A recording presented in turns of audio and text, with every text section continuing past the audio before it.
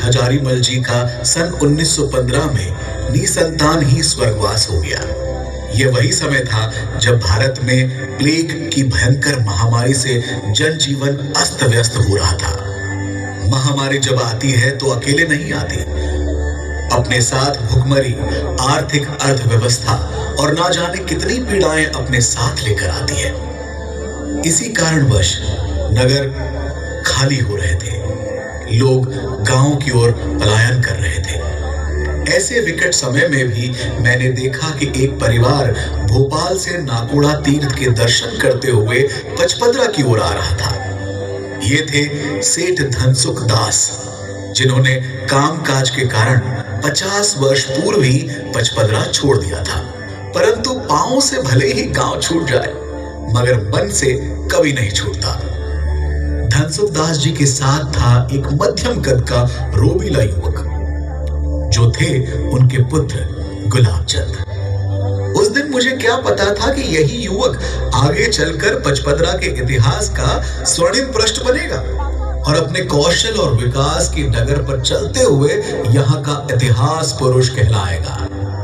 समय आ गया था कि पचपदरा का लाल पचपदरा को इतिहास के पन्नों में सदा के लिए अमर करने का बीड़ा उठाए, और नियति ने भी यही पूर्व निश्चित कर रखा था। सेठ हजारीमल जी के परिवार ने गुलाब चंद को गोद ले लिया और मध्य प्रदेश के गंज वसोदा नगर में जन्मा गुलाब अब सदा के लिए पचपदरा का होकर रह गया था। मारवाड़ी में एक कहावत है कि पूतरा पग पारणा में दिख जावे। गुलाब चंद जी को यहाँ आते ही पहली कमी पीने के पानी की और दूसरी आवागमन के साधनों की अनुभव हुई।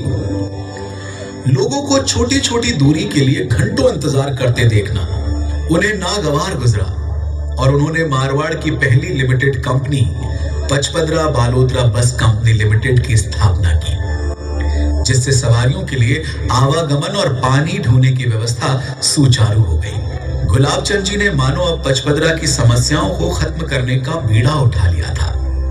और क्यों ना उठाते, पचपदरा का लाल अब पूरी तरह से पचपदरा को समर्पित हो गया था।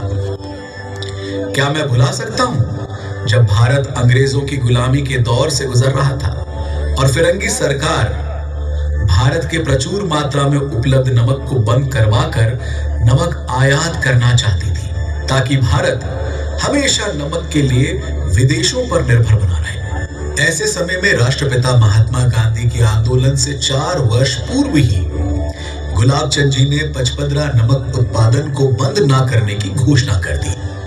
ये साहसिक कदम उठाना अंग्रेजी ताने बाने को खुली चुनौती देने जैसा था, और वो भी सन 1925 का समय, जब आंदोलन शब्द संपूर्ण भारत के लिए नया था। ऐसे में हड़तालों और अंग्रेजी स्वार्थी अर्थनीति का भांडा फोड़कर अपनी भारी आर्थिक हानि को नजरअंदाज करके अपने देशी नमक को विदेशी नमक की स्पर्धा में पहली बार कराची के रास्ते जहाज से कोलकाता बाजार में लेकर गए। न जाने कितने ही कारावास और देश निकाले की धमकियों से गुजरते हुए निडर होकर देसी नमक उत्पादन की क्षमता को टैरिफ बोर्ड और सॉल्ट सर्वे कमेटी के समक्ष पहचान दिलाई। अब पचपदरा का नाम दिल्ली की लेजिस्लेटिव असेंबली तक गूंज रहा था, जिसका परिणाम ये हुआ कि फिरंगी सरकार को अपना निर्णय बदलना पड़ा, और साथ ही राष्ट्रपिता को आंदोलन हेतु एक विषय मिला जो भारतीय स्वतंत्रता संग्राम का एक स्वर्णिम पृष्ठ बना। मुझे याद है कि जिस समय पूरे भारत में माल परिवहन का मुख्य वाहन बैलगाड़ियां और गधे ही हुआ करते थे, उस समय पचपदरा के नमक उद्योग को बढ़ाने और नगर के औद्योगिक विकास हेतु रेल की कमी गुलाब चंद जी को खलने लगी। किंतु अंग्रेज इसे एक अलाभकारी योजना ही मान रहे थे। तब गुलाब चंद जी ने अत्यंत साहसिक और समाज में अद्वितीय कदम उठाते हुए अंग्रेज सरकार को बॉन्ड लिखकर दे दिया कि यदि रेलवे पर खर्च में अंग्रेजी सरकार को नुकसान हुआ तो वह सेठ गुलाब चंद जी की व्यक्तिगत संपत्ति से वसूल होगा। फलस्वरूप योजना स्वीकृत हो गई और पचपदरा में गुलाब गाड़ी की सीटी गूंज उठी, जो कि क्षेत्र के इतिहास में एक नए परिवहन युग का आरंभ था।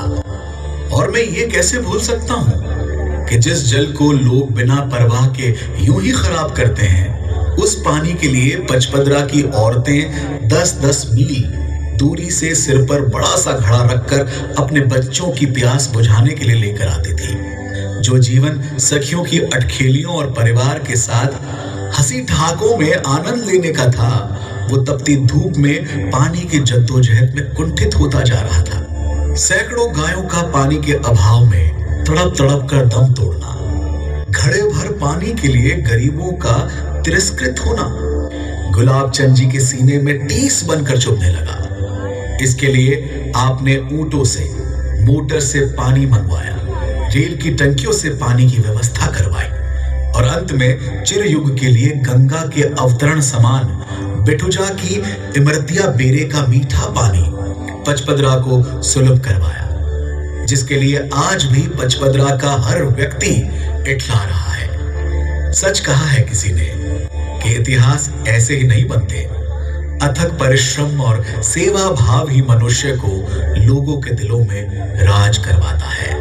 कहा गया है कि व्यक्तिगत निर्माण की मुख्य कड़ी होती है शिक्षा, और सेठ जी क्षेत्र के युवाओं की शिक्षा को लेकर सदा से ही गंभीर थे।